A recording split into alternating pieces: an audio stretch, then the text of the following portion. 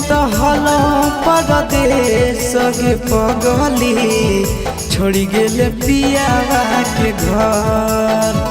हमें तो हलो परदेश गे पगली छोड़ी गेले पियावा के घर।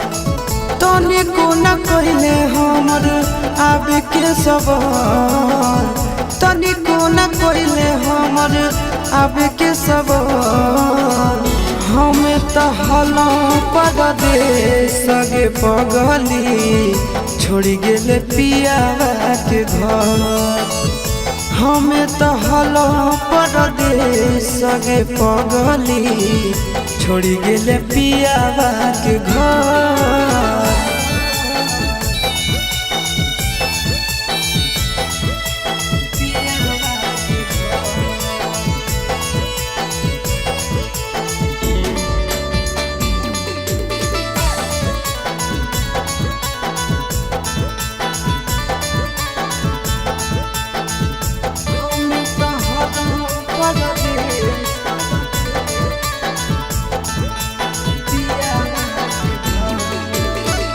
जे कहनी तोहर मान हलियो बात गे, कहल कि सातो जना छोड़बो ने साथ गे।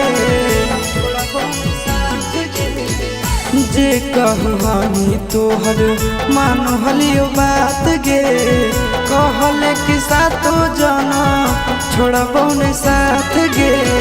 कैसे नहीं अइलो तोरा याद गे हमार, कैसे नहीं अइलो तोरा याद गे हमार। हमें तो हलो परदेश गे पगली छोड़ी गेले पियावा के घर। हमें तो हलो परदेश गे पगली छोड़ी गेले पियावा के घर।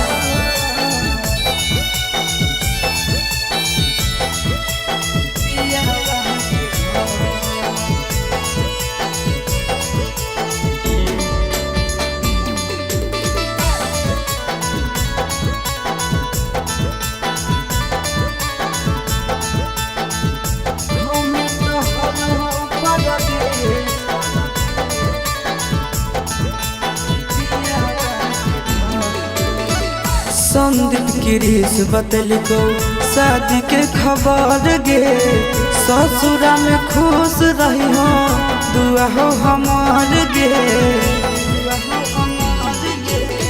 संदीप गिरीश बतलिको शादी के खबर गे, ससुरा में खुश रही हो दुआ हो हमार गे। तोरा बिना घुट घुट आशीष जइतो गे मोहन, तोरा बिना घुट घुट आशीष जइतो गे मोहन। हमें तो हलो परदेश गे पगली छोड़ी गेले पियावा के घर।